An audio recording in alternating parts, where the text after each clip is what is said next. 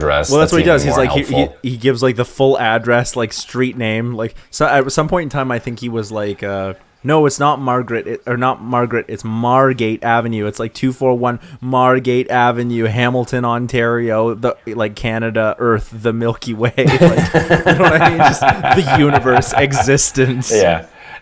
Universe A23B. Yeah.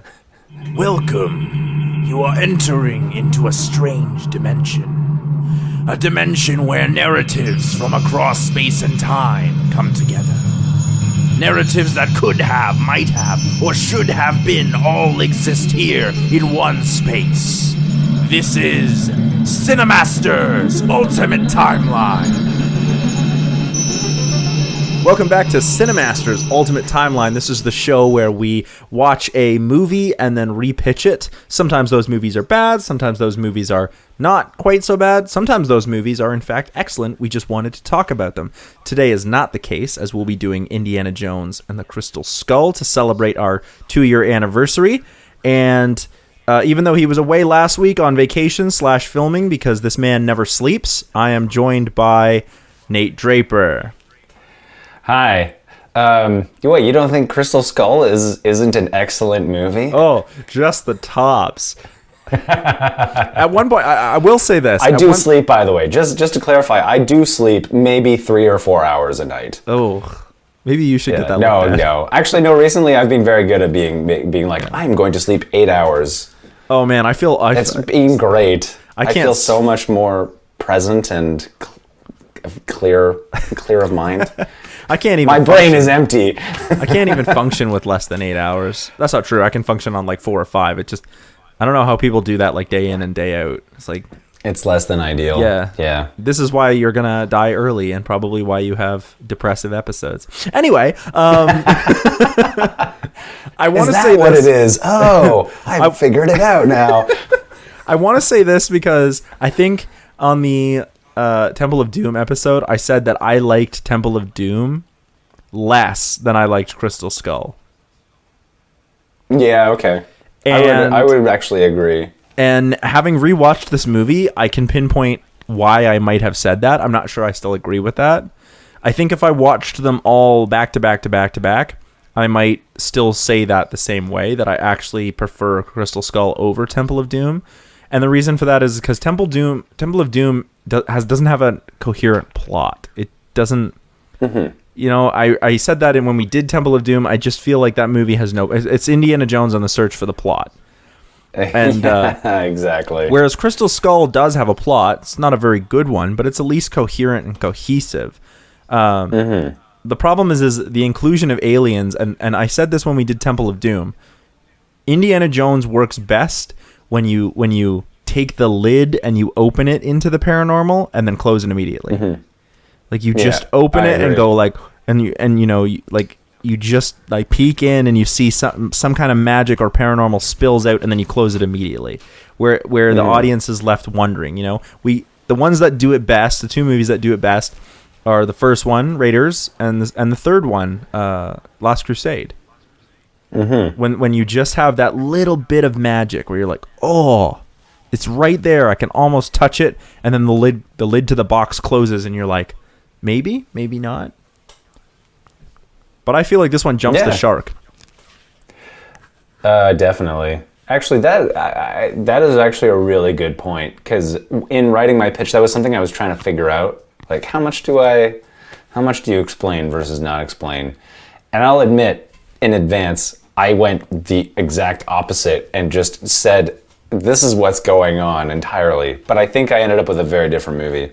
Anyway, but I think you're right. One of the things that was interesting to me watching this is, for a guy who's seen so many things that are of a supernatural variety, he seems really jaded and unconvinced of anything. Yeah.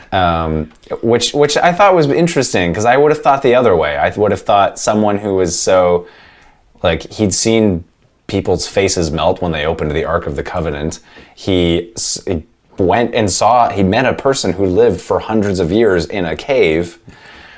And now he's this super skeptical, like, that's at least how it came across to me. I just thought that was Very bizarre. I do think that the biggest difference between even the first three, including Temple of Doom, and this movie is we're moving less so into the world of the paranormal in terms of like a little bit of magic, and we move into the paranormal in terms of aliens. Like I always felt like, particularly in Raiders and in Last Crusade, that it was magic. We were dealing with some kind of like religiosity, religious, spiritual magicness, miracle kind of, particularly around the Bible. In Temple of Doom, it's a little weirder. We still deal with a little bit of that, but like that basically confirms the power of magic and gods, which I thought was weird. It's more of like the occult, I think. Well, because it's still supposed to be like, we've talked about this. The treatment of like Indian folklore and Hindu religion and whatnot is so blatantly misused in that movie. But like it felt to me like they were trying to go for, this is an occult thing, and so we can lean into it, as opposed to what they do with whenever they do something biblical, like Christian biblical or Jewish biblical. It's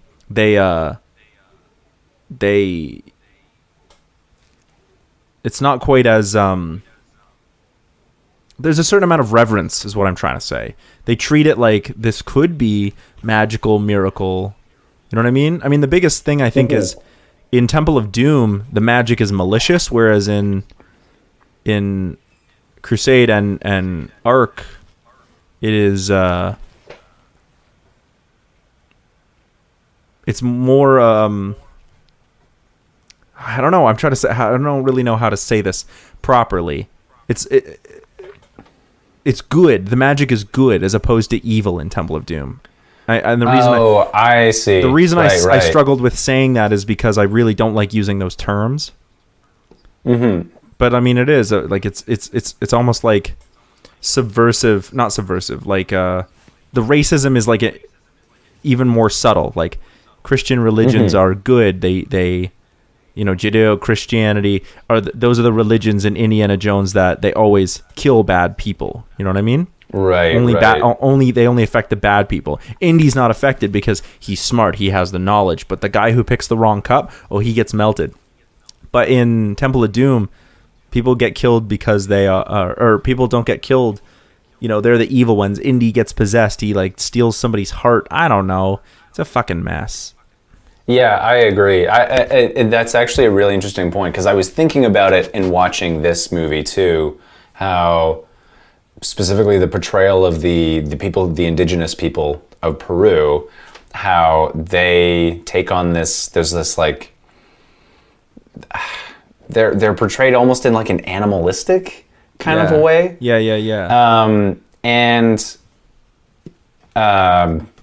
Because I was thinking about what you were just saying in terms of the sort of the how there's a kind of like there is a very clear, if you dive into it, there's a Western value system that values that basically does place things in a sort of hierarchy of goodness, let's say, and so in the case of that Temple of Doom, it's very clear that whatever the Eastern influence is, those are the bad guys. And so in this, it's like there's a very distinctive, like the communists are bad guys. The indigenous people, they're not really the bad guys, but they're trying to kill the main characters. Yeah. Well, and there's not much more room for nuance beyond that in the presentation of the movie. Foucault uses the term other to describe like those who are, in a tribalist kind of sense, to deconstruct those who are not us. They are othered, right? And this is very problematic for Foucault in a post-structuralist sense. And I feel like the Russians are not even othered. It almost becomes like there's the Westerners, then there's the Russians, and then there's the Aboriginals. You know what I mean? The natives, whatever word they would like to be called, the native Peruvian people that are not of colonial descent. And so what we wind up with in like Foucault's terms, we almost wind up with like an us, the Americans and the Brits, the them being the Russians, and then the other being the natives. Mm-hmm. Yeah. Oh, that's interesting. Okay. Like they're treated as this, yeah, like you said, animalistic, this other. Mm-hmm. Yeah, exactly. Yeah. I don't know, but I think it's another pitfall of the movie. But yeah. So should we get into the what we thought worked, what didn't work? Yeah, goods and bads. I mean, we're sort of since we're sort of jumping into it already. We're pretty much there. Yeah. Yeah, exactly. Well, I'll start with some things that I do think worked for the movie. One thing, and we talked about this before, Steven Spielberg is truly a master at staging scenes, yes. even in the bad movies. So there's one thing I picked up on, and I actually learned some things watching this. I went, oh, that's smart. That's a really smart way to do that visually. Specifically, it's the scene when Harrison Ford and Shia LaBeouf sit down at the diner, and you have this scene that's going on between the two of them, but then there's all this other stuff going on in the background, like a waitress comes by and he takes things off the off the tray, that's a really neat scene. Yeah. So the reason it's good is because, and I was thinking about it, I don't know if that was on page, but it's the kind of thing that doesn't necessarily need to be on the page, but as a director, you're actually, what he's doing is through the action, you're telling something about the character. You're explaining something about the character. This is a character he has no fear and he has no sense of boundaries. Yeah. And it's all conveyed through this action. So without having to say too much, you've told us who the character is. And I thought that was actually really brilliant. So it's interesting because we've done a number of Steven Spielberg movies on this show. And I feel like every time I say, he really knows how to stage scenes. He does. Truly does. Truly. But I feel like where the movies fall short in the cases of the movies that we've done is there's a thematic or even philosophical depth that's lacking. But going back to the things I thought worked, the staging is excellent. The music, okay, it's John Williams. Yeah, he's great. Actually, this is not my favorite John Williams. I thought the music in this is like par Indiana Jones, but it's not even the best Indiana Jones. So I will say this to that. I still think it's great. However, it does Mickey Mouse it. Yeah. And what I mean by that is, do you know what I mean by Mickey Mousing it? Yeah, when you hit every one of the scene changes or accents or action moments with like a musical punch.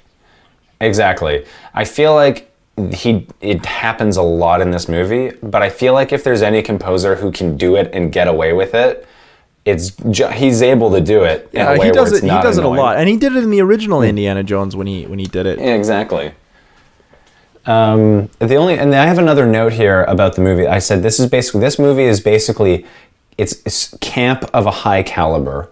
And that's actually how I think about Indiana Jones as a series. It's campiness, but it's a very high caliber campiness in the sense it's basically like, and this is, I mean, if you go back to George Lucas and Steven Spielberg and their original conception of this character, they wanted something that had that same serial adventure quality. So it was always like, and it's very beginnings was basically this like episodic thing that was not meant to be particularly thoughtful, really. It was basically an echo back to these like adventure shows like Star Wars was influenced by Flash Gordon, but this would have been influenced by I actually have no idea what other TV show would have influenced them. It feels like these old school, like almost Penny Dreadfuls, like where it was like, like go on an adventure with this explorer doctor. You know what I mean? Exactly. Like, and you can see like the Uncharted series basically does the same thing. Like there's a bit of like, you're right, like campiness to it. I'm glad you brought camp up because the next episode of This Is a Thing that will come out next week when this airs is actually touches on what campiness is and why that matters. Oh, interesting. Yeah. Oh, that's so funny. Wow. Yeah. We picked a good combination then. Or our thoughts are just in the same wavelength right now. But, yeah, exactly. But the reason I say it's camp of a high caliber is because it is done well in terms of, like I mentioned, the staging, but the cinematography is beautiful. The performances are good overall. Like in my mind, there's nothing that's like, okay, yeah, the accents, the Kate Blanchett's Russian accent is abysmal. I have friends exactly, but it's again. I think that's for the purposes of kind of. Yeah, she's an I over the wonder top how intentional that like is. Cold War Russian caricature, and Exactly. and the movie kind of knows that. I don't know. It's weird because you're right. Like when you say it is camp of a high caliber, it rides this line really carefully between, is this like because of its high caliber? You know, this is campy, and if you buy into that, works. But because it's high caliber, it's almost like you wish it would just roll over that line into the world of realism. It plays that line so clearly. Exactly. And so that's always been one of my frustrations with the Indiana Jones. I mean, it's interesting because I loved it as a kid, and then now, because after a couple of years ago, I went back and rewatched Raiders. We watched Temple of Doom, and I kind of felt like, oh man, this guy's he's not a nice guy. It's really violent. Like I think this is horrible. He's doing some horrible things to these people. And it's kind of celebrated in a way, and there's something that's actually kind of fucked up about this, so yeah, I'm to be honest, sorry listeners, I'm not a fan of Indiana Jones in general as a result of that. Oh no, sort of coming back to it. I am on the opposite of that, or not really the opposite. The way that I'll phrase it is, I want to like Indiana Jones. That's where I'm at with it, where it's like I watch it and I want to like this for all the good reasons, but I just am not there. Yeah, but I want to be there.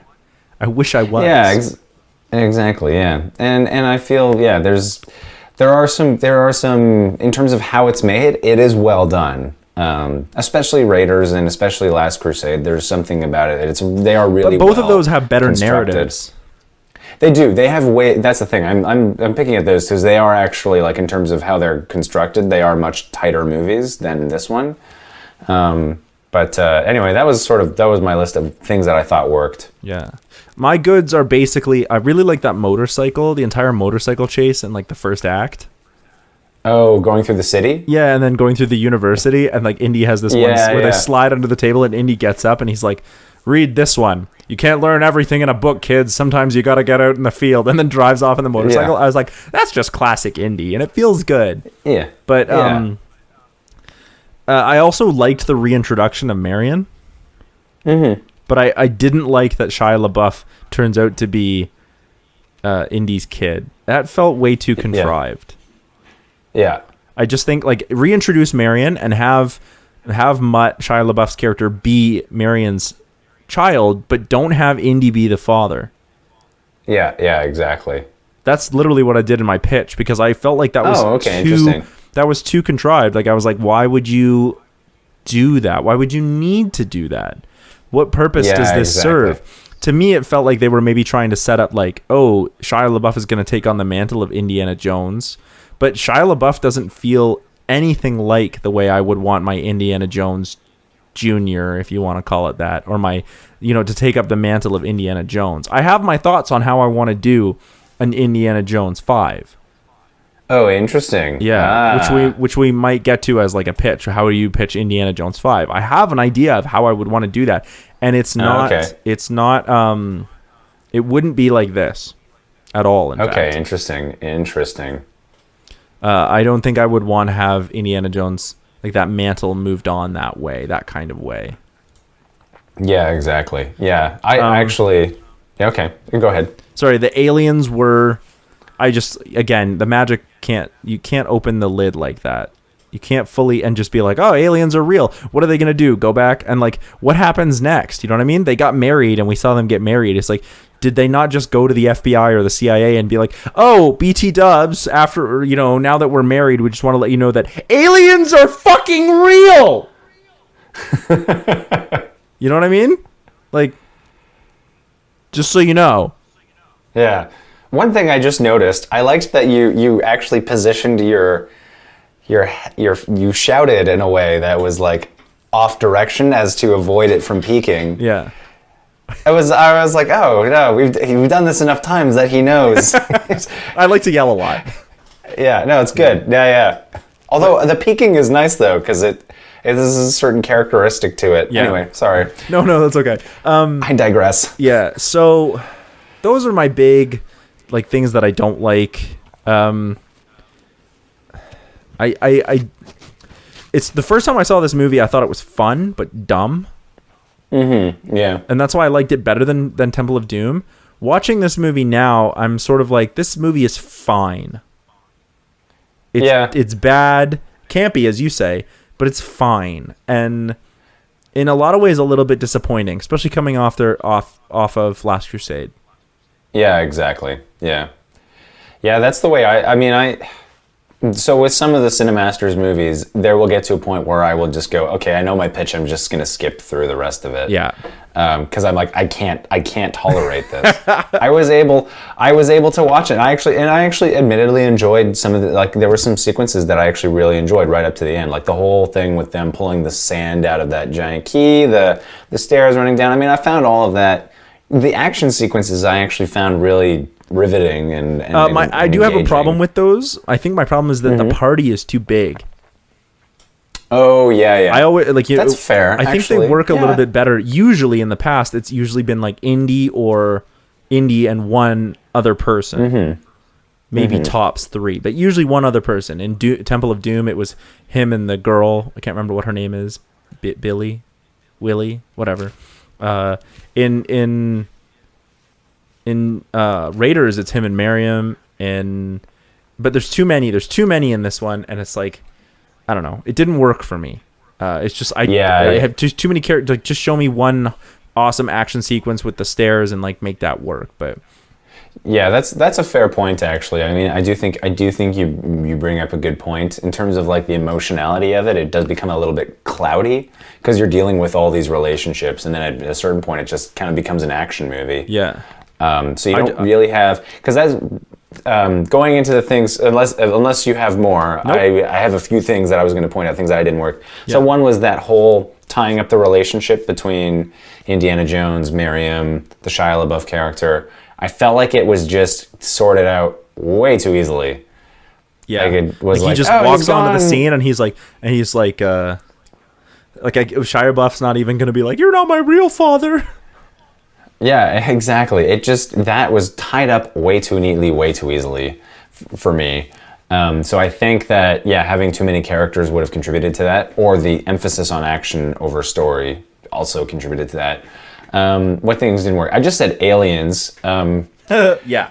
I think you said everything. I'm sorry. I actually think Shia LaBeouf is a decent actor. Boo.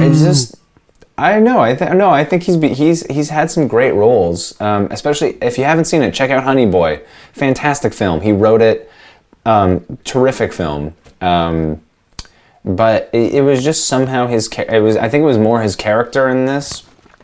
I just felt it really contrived and forced. But then again, that's going to the whole camp. It kind of fits maybe. I disagree. Okay, interesting. I felt the bad guys were one-dimensional, specifically the Cate Blanchett character. Again, camp, bad guy.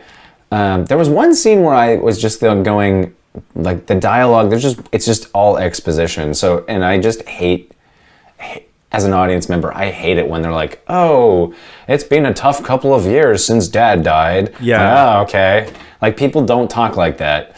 Again, it's camp. Okay, fine. Well, that's not even... you can do camp without that, but like, it's funny that you bring that scene up, because the reason they didn't have Sean Connery come back was because he refused to do the movie. Well, he's retired from acting, from what I understand. Like, he hasn't acted in years. But if somebody came to you with the script of Crystal Skull and was like, oh, would you reprise your role as Henry Jones Sr.? And if I read that, I'd be like, fuck no. Yeah. Like, I'm motherfucking Sean Connery. I'm not gonna come out of retirement to be in this fucking movie. I'm motherfucking Sean Connery. I'm motherfucking Sean Connery. Why would I come out of retirement to be in this silly movie? There you go. What were the other things? I mentioned the portrayal of the indigenous characters. I thought was again, it was just way too. It was one note. And then my only other note is Indiana Jones is still a terrible archaeologist. Oh, the worst. Like, and that to me is the whole thing with Raiders. I'm going, why is this guy a hero? He's a horrible archaeologist. He breaks every rule. So I with my pitch, I tried to come up with an interesting way to address that, actually, which is where I think where my pitch fails is it would piss off pretty much every fan of Indiana Jones. Are you basically being like, okay, we're just gonna like dive into the fact that Indiana Jones is in fact terrible?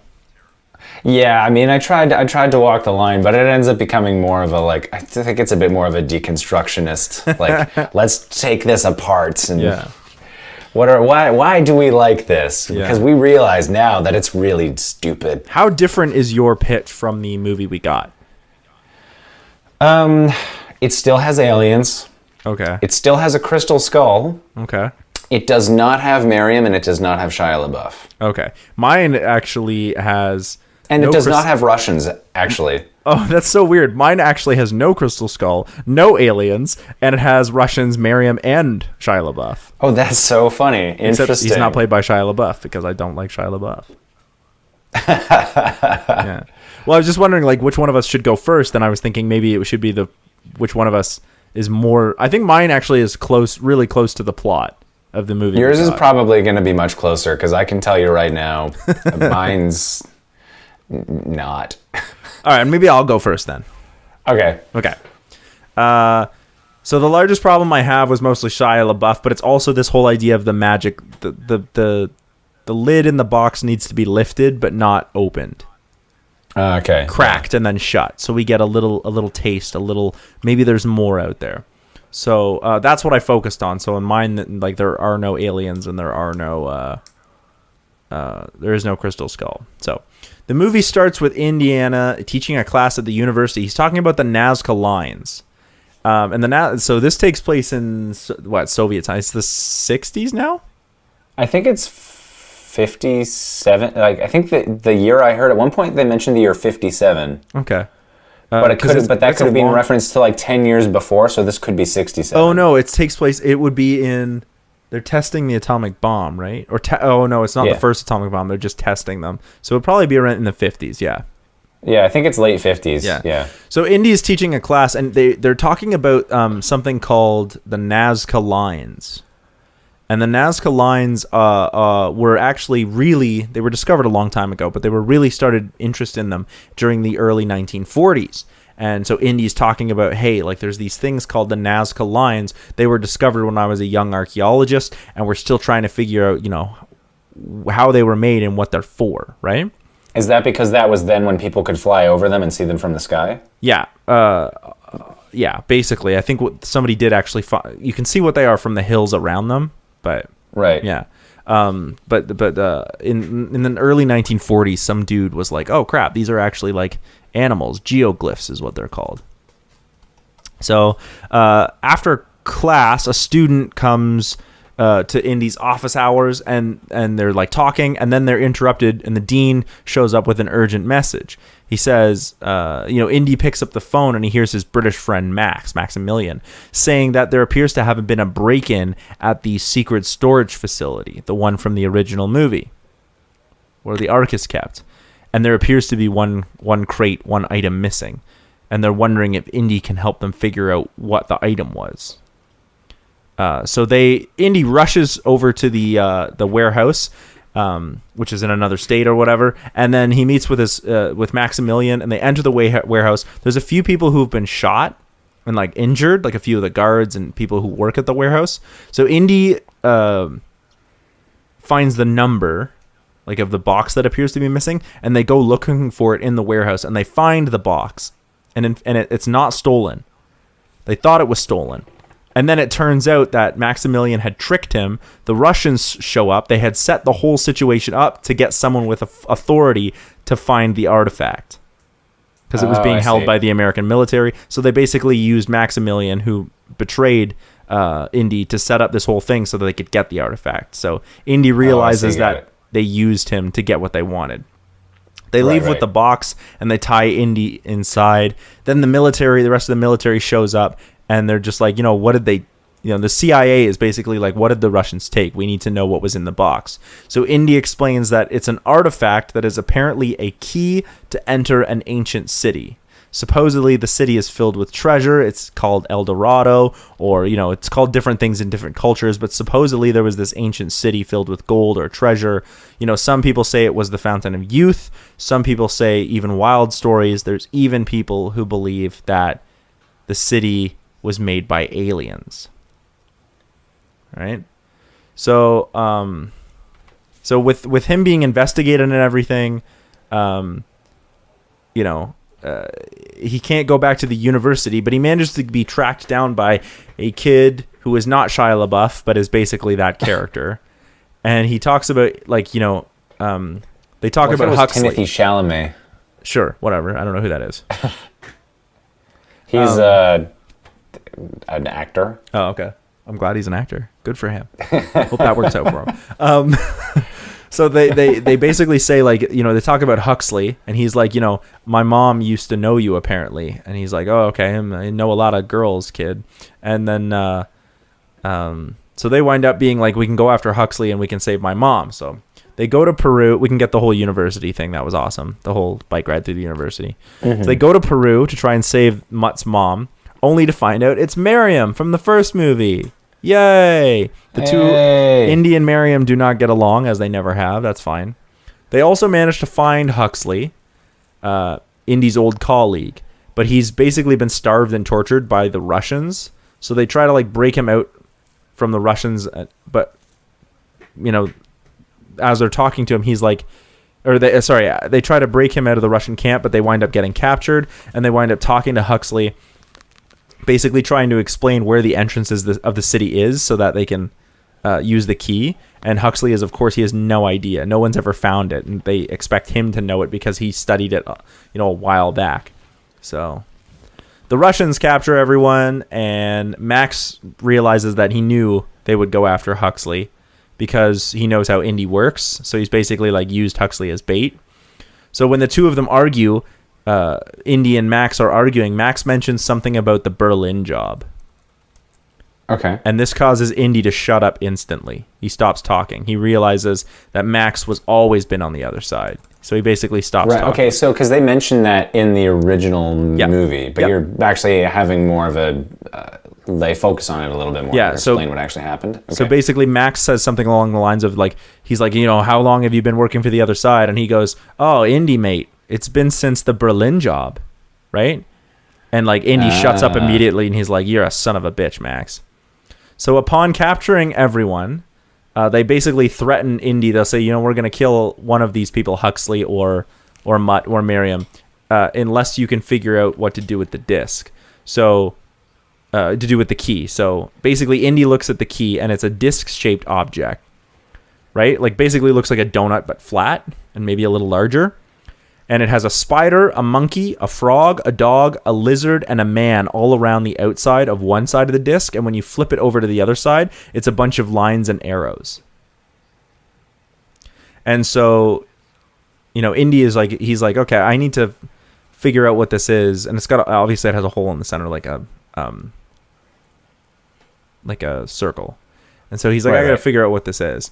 So Kate Blanchett's character basically says, the reason we want to find it is because we believe that there are aliens there.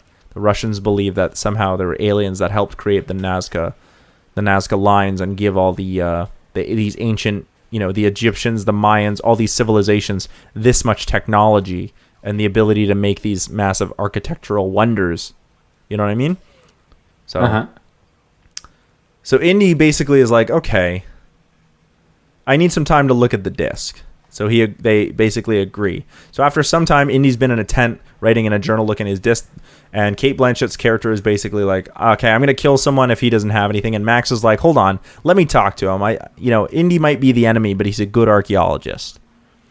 So the two of them walk in on Indy as he's writing notes, and he immediately closes his journal so they can't see what he was writing. Seeing Max again reminds him of, he says, Max, you might be a son of a bitch, but seeing you again reminds me of the mission in Moscow and what a mess that had been. would have been better to tell the authorities rather than keep going just the two of us. Max says nothing to this, but the Russian lady like slaps Indy across the face, saying she'll kill someone if he doesn't find anything soon. But Indy's like, look, I have something now. He explains that he thinks the animals on one side of the disc are referring to the Nazca lines. And the hole in the center of the disc is where you need to stand in orientation to where the Nazca, the geoglyphs are. And you stand in that location. So then they're like, okay. So then they all travel to the Nazca lines, to that area, the salt pan or whatever it's called. And they find the exact spot. So like, you know, when the monkey on one side of the disc is there and they're all pointed to different directions around the disc and they're standing in the exact location, but they don't seem to find anything. So the Russian lady basically turns and shoots Huxley right out. Like just bang, he's dead. Whoa. Yeah, because they're like, you're and Indy's like, look, I'm doing the best I can here. He looks at the disc and he flips it over and he realizes that if he looks through the hole in the center of the disc and uses the arrows to indicate something, it points him towards a spot on the horizon where a bunch of the Nazca lines actually point to, as though they're like, if you look through it like a spyglass, a bunch of the lines point in one direction. Right. And so he's like, okay. And so they begin walking towards that point on the horizon, just, you know, and using it sort of like a map as a compass. So it's not, Indy's like, it's not a key as in like a key to open a door. It's more like a key as in a map. Right, got it. So they begin walking in that direction when all of a sudden a firefight breaks out because the British have shown up. And the Russians, and they basically get pulled out, and there's this big fight scene, and it can be awesome, and like trucks and jeeps, and it turns out that Max was actually a good guy the whole time, and he tipped Indy off by mentioning the Berlin mission. And then Indy then tipped him back off by saying that the disc is actually a hoax by referencing the Moscow mission. Because in Moscow, they had actually disseminated false information during the World War, and it turns out that the disc is a hoax. Indy explains to the Russian lady that the whole disc as a key is just a hoax that some archaeologists who wanted to be famous would have cooked up. The lines and the directions, it all just been Indy stalling for time, waiting for Max's signal that the British were ready. So Marion then asks how Indy knew the disc was fake, and he says, I needed some time to study it, but I knew it because the artistry on the disc was a tip-off, because the artwork and whatnot appears to be Mayan, not Nazca. Okay. Right? And so all you have to do is just know a little bit about archaeology, and you can tell the difference. So knowing the truth, Indy asks the British forces if he can keep the disc as a teaching artifact for his students. And they agree. So everyone is packing up, ready to leave. Miriam hugs her son and gets in the truck. She looks off a ways and sees Indy's sort of like down on his haunches, crouched over something.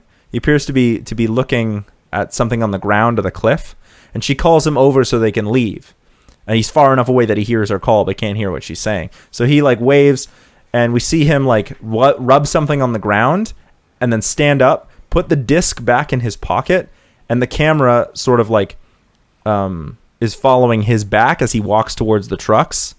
Basically, walks towards the trucks as the sun is setting. And then the camera pans back down towards the ground or cliff or wherever he was. And we see a little bit of wind shift, enough sand, so we can see there's some kind of door in the cliff with a disc-shaped indentation for a keyhole. End credits. Nice. Interesting. So did you renamed the John Hurt character from Oxley to Huxley? Oh, I'm sorry. Right? I didn't realize it was. I watched. So to be fair, I watched this movie like half a month ago when we were originally going to do it. But then like I left for vacation. You left for vacation. My laptop broke. So like it's been a long time since I've seen this movie. So I might be misremembering particular characteristics. Oh, okay. Well, because I thought it was intentional, because I was thinking of the Huxley Brave New World, because there's the sort of conflict between the people who lived in the wilderness and then the people who live in the modern day society, and I thought that there was a reference there. Sure, let's go with that. I'm looking around nervously. I was like, oh, that was really clever. Yeah. Yeah, sure, let's go with that. No, what I really wanted to do was be like, I thought it would be interesting if part of the movie hinged around Indy actually doing archaeology, like researching the artistry, where he was like, actually, you know, what tipped me off about the disc was the fact that the pictographs on the disc are too Mayan and Nazca. Or Mayan, but and then in fact in the end, Indy was just bullshitting. And if you follow the movie, you can see like the pictures on the disc are too much in line with the Nazca ruins. Right. You know what I mean? So like if you're watching the movie and you're like, what do you mean it's a hoax? It turns out it's not a hoax. That's the point. Right. And Indy chooses to. The other way that I thought might be interesting, I chose not to go this way, but I thought, wouldn't it be neat if the disc actually, instead of being a key, turned out to be like a CD-ROM? Oh. I chose not to go that way, but I was like, oh, wouldn't that be neat? Like if we had like alien technology, Right. it was like a CD-ROM or something. Right. Led Zeppelin 4. Yeah. I don't think that's what it would be, but sure, Led Zeppelin 4. I don't know why. That was the first thing I thought if I found aliens were traveled into the future and brought back Led Zeppelin. Sure. Yeah, no, I thought it, you know, I wanted to focus a little bit more on, I mean, there's not a lot of like temple hopping in mine. I'm sure I could add some, but because this is just a basic script. But yeah, I really wanted to get away from the aliens. That was really a big one for me. And the crystal skull as like an artifact, I was like, this is a bit weird. Like instead, I was like, let's go for something a bit more traditional, I guess. I mean, if I'd had more time, I might have done research into like South American like religion and culture and really like, because I think Indiana Jones is at its best when it really understands what it is archaeologizing. Yeah, exactly. If that's a word. Yeah, exactly. Because Doom and because Raiders and Crusade work the best because there's like, you can tell that the writers really understood what this religious materials do and where this background information is coming from. Yeah, exactly. It's a much more researched, you know, archaeological. There is some basis, I suppose, even if, you know, the specifics have been tweaked for story, but there is much more of a foundation in terms of understanding. I do also think that you can rely on shorthand a bit more when you're dealing with biblical matters if the Western audience is the audience you're going for. So that's a point too. Yeah. If you wanted to see Indiana Jones like explore a different culture that he hasn't explored yet, which one do you think you would pick? Just because I've been there. I mean, I think the like Persian culture, that would be a pretty interesting one. And that's a deep lore, both historically and like exactly religiously. Yeah, exactly. There's a real richness to it. Yeah, exactly. My pick actually, because you could go one of two ways. You could go like, do we want to do something in terms of like Buddhism, Hinduism, or Islam? Or do you want to just go into like the myth and mythos of the history, like the kings of Persia, the you know? I'd go back further actually. I'd go back to like sort of like I guess the beginning of the Persian Empire, but then there Zoroastrianism would be I guess the kind of the religion that era would be what we're looking at. Yeah. I'd love to see like Indiana Jones go to Japan. Oh, like, that would be cool. So apparently the mythology behind Japan, the Japanese, and excuse me if this is wrong, but the Japanese believe that the gods dipped a sword in the ocean when they were making a sword, and then 4 drops fell off that sword, and that was the 4 islands of Japan. Oh, and so interesting. wouldn't it be cool if Indiana Jones got a hot lead as to where that sword was? Oh, that would be cool. Yeah. Interesting. Yeah, with the Persian, I don't know, because you'd have to pick like a specific artifact because they always revolve around, except with the exception of Temple of Doom. Like, Temple of Doom doesn't really have a specific thing Temple in of mind. Doom doesn't have a plot, so they're looking for the plot in Temple of Doom, but in the other ones they're looking for a specific object. They never found it. They're still looking for the MacGuffin in Temple of Doom. Yeah. But the other ones have a much more clear MacGuffin as to what that is. So yeah, in the case of Persia, I don't know which object that would be. Now, that's an interesting. I had never thought of asking myself that question. You know what But in the another case- one would be so- really neat? Would be Yeah. Norse. Oh, that would be cool. Like Thor's hammer or Yeah, something like like that. Mjolnir or the Eye of Odin or Odin? Yeah, Oh, that would man. be cool. There's tons of stuff you could do with that. Or Yeah, even like or, maybe they found the resting place of Fenrir, the wolf that's supposed to come awake to signal the beginning of Ragnarok. Like maybe somebody has found the lair of Oh. Fenrir. Like I'm just throwing out ideas. Like I have a bunch of ideas for what I would do for Indiana Jones 5. So Oh, interesting. I mean, I'm even thinking like, because you have in Greek in Greek lore, you've got all the other like, there's Ulysses' bow. Oh, yeah. Pandora's box. You have all these other things that are easily could specific be. objects. Oh yeah. Yeah. The apples of Iduna, or Zeus's lightning bolts, even, because those are depicted as like actual artifacts. Yeah. There you go. Or there's other. What was the? I'm thinking specifically of like Alexander the Great. There was a knot that he untied. Oh, I don't know. Apparently, it's in this This is the mythic component to the Alexander the Great story. But apparently there's, and I think it was Alexander the Great, but there was these knots that nobody else could untie, and apparently the person who could untie them was meant to rule the world, and he was able to untie them. Yeah, that's but probably the way not that true, but Well, the way he did it, there are two versions of this. There are two versions of the story. One is he actually untied them, and the other he just took his sword and went, "Oh, it's a riddle," and he just cut it. And went, "I've untied it. Aha! I meant to rule the world." what if a dude who's like, if you can untie this knot, you can rule the world, and then he cuts it in half and says he untied it, that dude's gonna be a tyrant. You just know. Oh yeah. Well, I suspect I mean, the guy was like 23 years old and took an army. Like, he probably was I can't imagine he was balanced at all. Yeah, no kidding. But I want to hear your pitch. Okay, so mine takes place in present day. Indiana Jones is retired from archaeology. So he's got to be like, how old is he going to be then? I mean, this is maybe like turn of like, I'm gonna say like 2010 maybe, but yeah, he's in his 60s, 70s. But Harrison Ford can, he was still acting, so why not? So this one, because most Indiana Jones movies, they start in medias res. So this one does not. So he's a professor, but he's retired from archaeology. There's an artifact of great importance that he once took that's now in a museum. And there's a big ongoing debate in the world as to like, oh, this artifact actually belongs somewhere else. And he's actually being criticized. Yeah.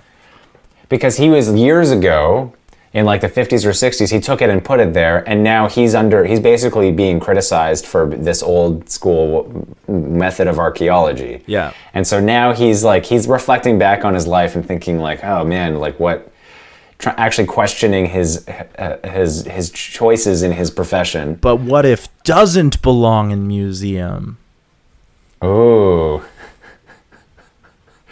Well, and so the object in question is the crystal skull. Yeah. It's in a museum. Anyway, and instead of being approached, and in my version, he's working at the university, and there's someone from Peru named Walter. And Walter is like showed up and I have it take place in New York City. He's following, Indiana Jones realizes he's being followed by this guy from Peru named Walter. And anyway, one night, he basically corners this guy and is like, "Why are you following me?" And then Walter's basically saying, I read about you in the news, and I'm from the village. Those are my people that the artifact was taken from, and I have come personally to ask you if you can return it. And Indiana Jones says, like, that's not the way it works. Like, I can't. It's not my choice. I took it and I put it there, but I can't put it back for you. Anyway, while this is going on, Walter also explains that he was sent from Peru by, it wasn't actually his village that requested it. It was Jones's friend Oxley, and Oxley gave Walter, the last time he saw Walter, gave Walter a map. and apparently it's the directions to Akatar in El Dorado. And Walter said that he wants, or Oxley asked Walter to tell Jones to get the skull and bring it back to the El Dorado, basically. Anyway, that same night, while this is all going on, the museum is broken into and the crystal skull is stolen. And around the same time, Indiana Jones and Walter are kidnapped by the same people who stole the skull. And they are neo-Nazis. Because of course they are.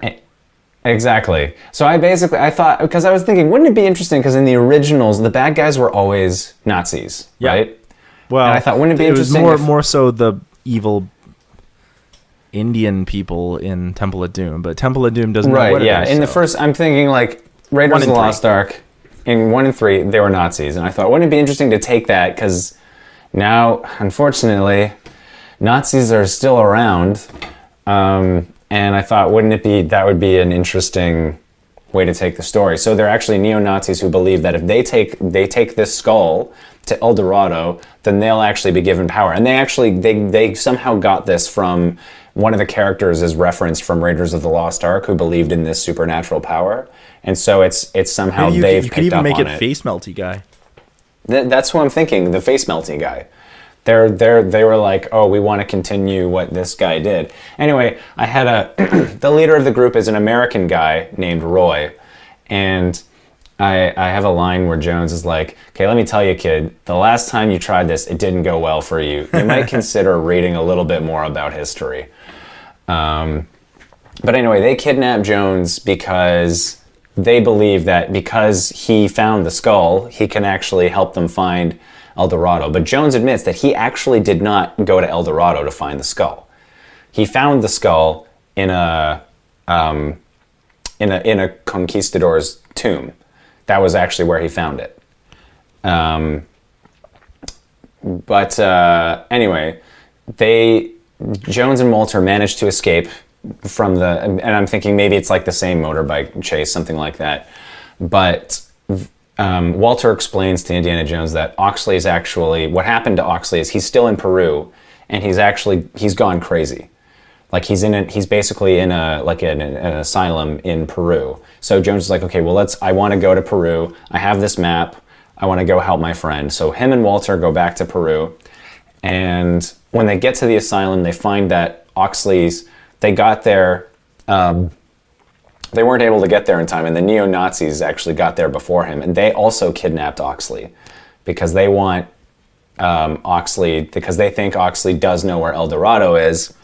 And when they get there, Indiana Jones is like, he sees the carvings on the wall, he realizes that Oxley really did go insane, and he sees the thing about saying return, and he asks Walter about like, so what happened?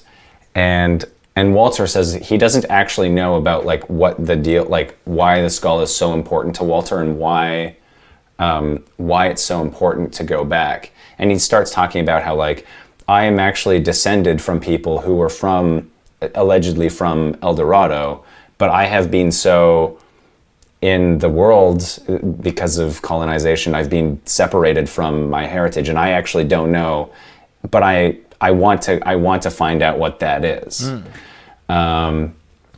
Anyway, around here, the neo-Nazis show up, and they capture Walter and Indiana Jones this time, and they take them to a camp in the jungle. And while they're talking about what's to be done, and this is where they find,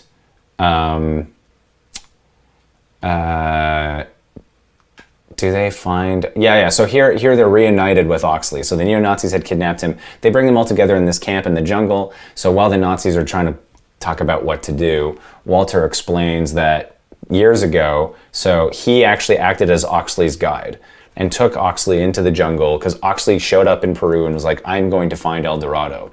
So he took Oxley into the jungle, and they reached a certain point where Walter said, I have been told that I am not supposed to continue past this point.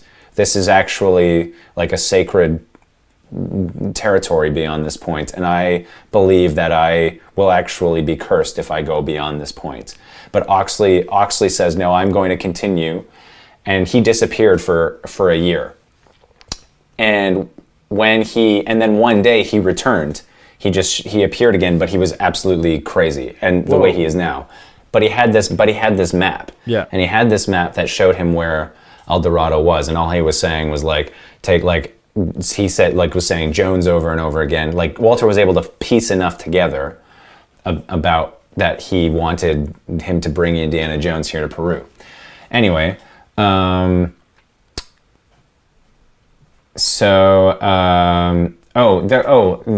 a bit in there where he basically, Oxley was saying, like, as he was starting to lose his mind, he made some comment about, like, he was stealing from other people. His whole life he spent stealing from other people, and now he wants to give everything back. And he spent his whole life stealing the identities of others, but now he's lost his own identity.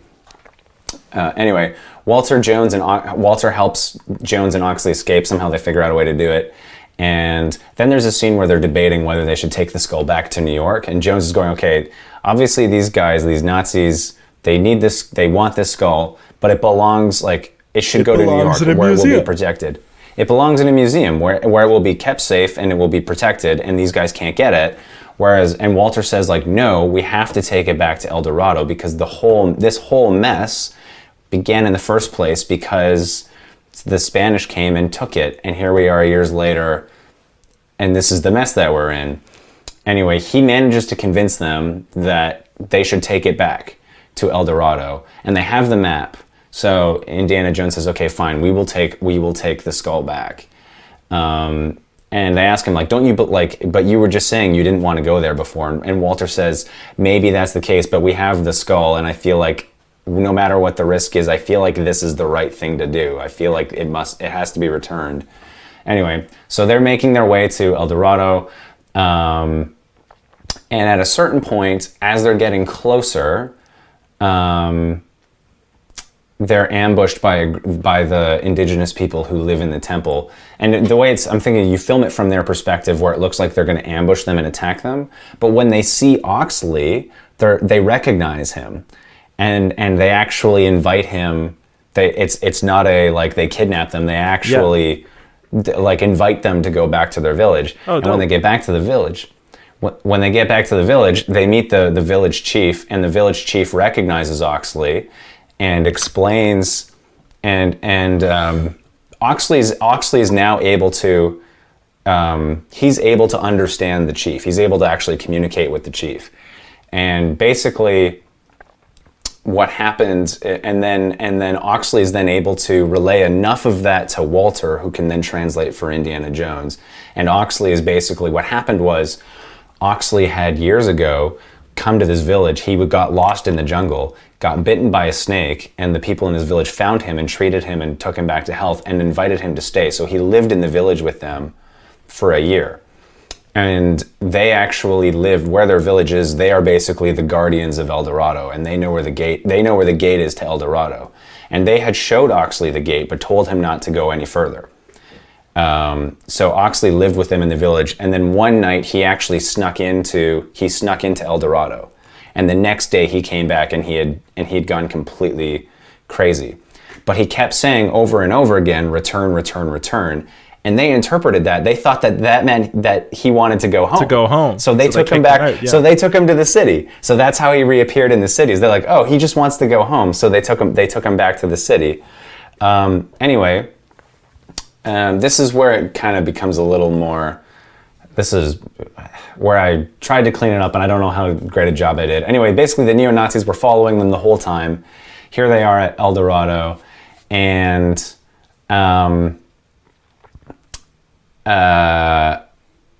basically, where is it here?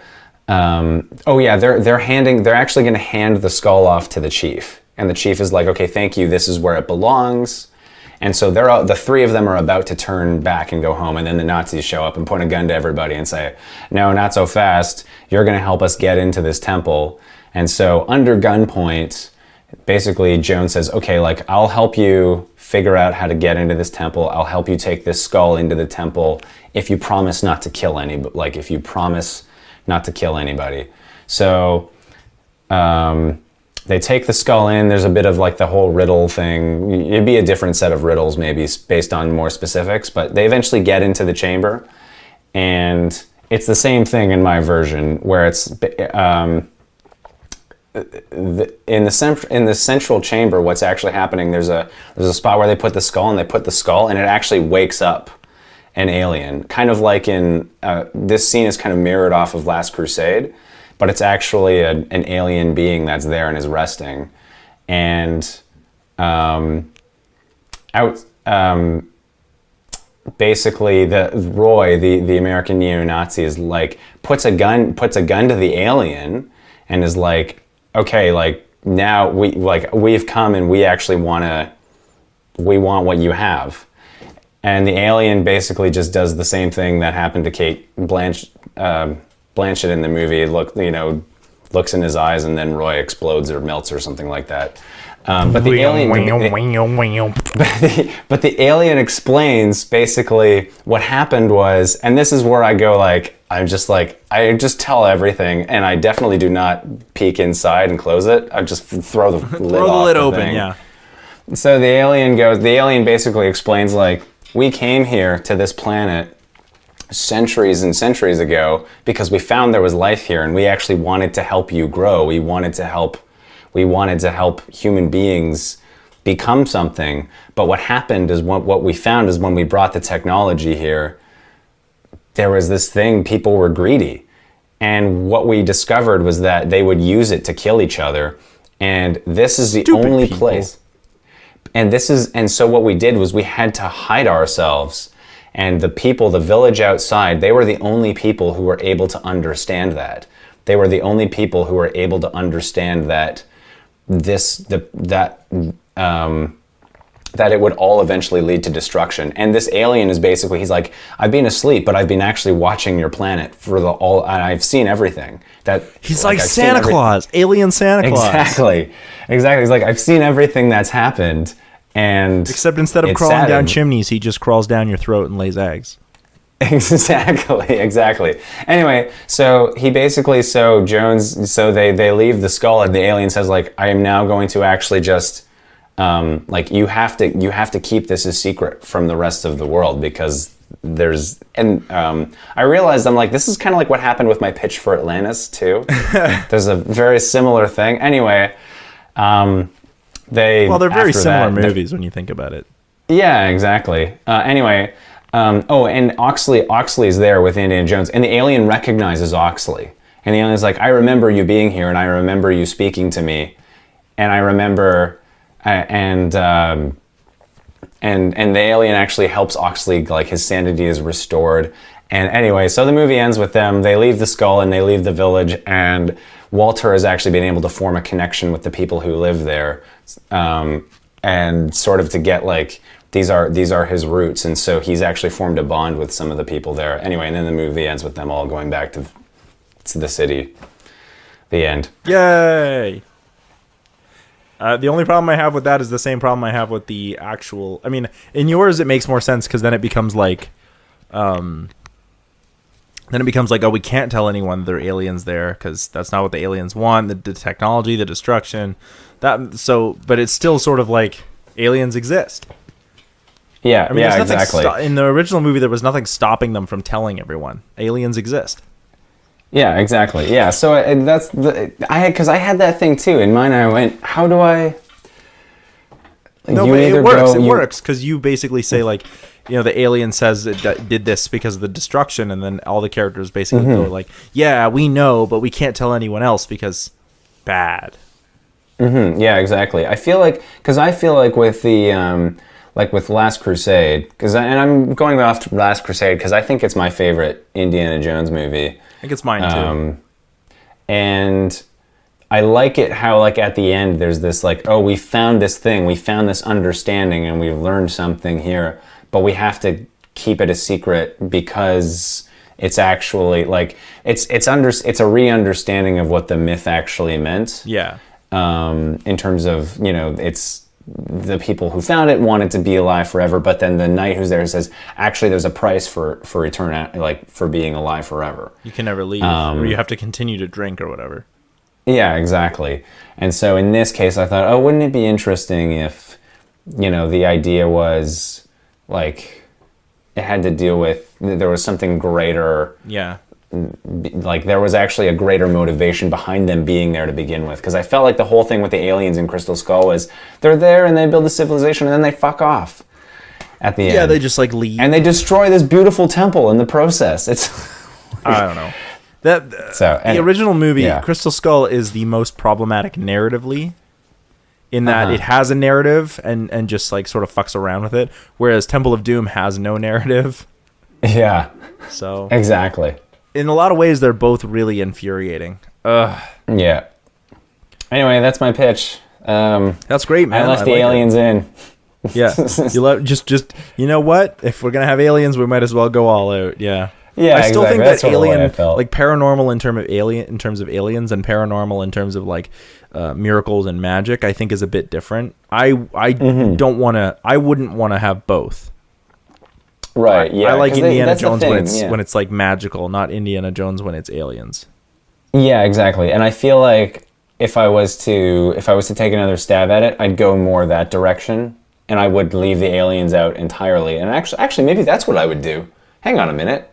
They don't. Maybe I'm thinking they don't find aliens. It's just the people in the village, and they bring the skull back, and the people in the village actually have this story, and they're like, actually, we've kept this city hidden from people because of what it contains and what it could do to the world. And so the people who live in the village actually have this knowledge. See, because then you could also pull your bait and switch, because you could make like the skull actually like crystal, like, but it's a human skull. And when they like bring it back, they're like, "How did you make this?" And they're like, "Oh, we have all this knowledge and all this this wealth and treasure." And then they're like, "Where did we get the knowledge and wealth and treasure?" And then they say, "We brought it from the sky people." Yeah. Like, who are the sky people? There you go. Oh, they came thousands of years ago and brought with us, this technology and all this gold and treasure. And then at the end, you're sort of like, are they telling the truth or not? Like, and Indiana Jones is like, well, I don't believe in aliens. So like somehow we have to contend with this, maybe. Mm-hmm. That's how, okay. I just am going to rewrite the ending of my pitch on the fly. Just back up a bit. No aliens. Exactly what you just described. That's how it ends. See, that's one of my most favorite parts about CineMasters is the fact that we can just go, well, hang on, like this sounds problematic, and then go, well, that's a great idea. I'm just gonna. Sometimes I like going after you, because then I can be like, that thing that you said, I'm gonna steal that. Yeah. Without changing Likewise. Yeah. Oh yeah, definitely. Yeah, I don't really have anything else to say about this movie. Yeah, in the words of Forrest Gump, that's about all I have to say about that. This movie is it's fine. It's campy as hell. Is it fine? Yeah, no, I agree. Yeah. Campy as hell, but yeah. I'm glad I never paid to watch it in theaters. I think one of my parents probably paid. Yeah. I remember getting a spoon when they were doing all the promotional stuff. I remember getting like a plastic spoon that was also a straw that was Indiana Jones themed in my Fruit Loops. Whoa. I mean, it was this dinky little thing, like no bigger than the palm of my hand. And wow. I'm just thinking it's been a while since I've had Fruit Loops. Whoa, Fruit Loops are great, man. It's been a while since I've had Fruit Loops. No kidding. No. Yeah, no. I was having a conversation with my roommate like a couple of days ago. Like we were just talking about breakfast cereals, and then I went, I haven't had any of these in years, and I want to buy I just want to go to the grocery store and buy a thing of Captain Crunch. Their Crunch Berries are in Canada right now, and I want some, but like I love breakfast cereal, but I don't eat it anymore because it's just terrible. Exactly. And it's so weird to think that that's what I was fed as a kid. Like, all right, here, have some breakfast cereal. Yeah, have some grain that is mostly sugar. Exactly. It's like, this isn't healthy. But it's so tasty. Oh, it's my cinnamon buns and breakfast cereal is my secret, or my my poison. Oh, yes. Yeah. But just like Indiana Jones and the Crystal Skull, breakfast cereal is not good for me. Indiana Jones and the Crystal Skull, the Crystal Skull, or whatever it's called, City of the Crystal Skull, Crack the Sky, whatever it is not good for me. Yeah. But where can people find you? On my website. Actually, that's the easiest way. www.nathanieldraper.com. And that's AEL. THANAEL. AEL, yeah. Yeah. Cool. And you're on Letterboxd? Letterboxd at Draper Nate. Yeah. You can find us on Facebook at CineMasters /Facebook/CineMasters or whatever that is. And you can find us right here on YouTube. And, of course, you can find my band, Robot Philosopher. And if you haven't, you can check out our special episode last week where the drummer for Robot Philosopher joined us in Nathaniel's absence. And we did The Punisher Season 2. And, of course, we always have more episodes every week and more video essays every 2 weeks. So thanks for hanging out. Peace out. Yeah. Peace.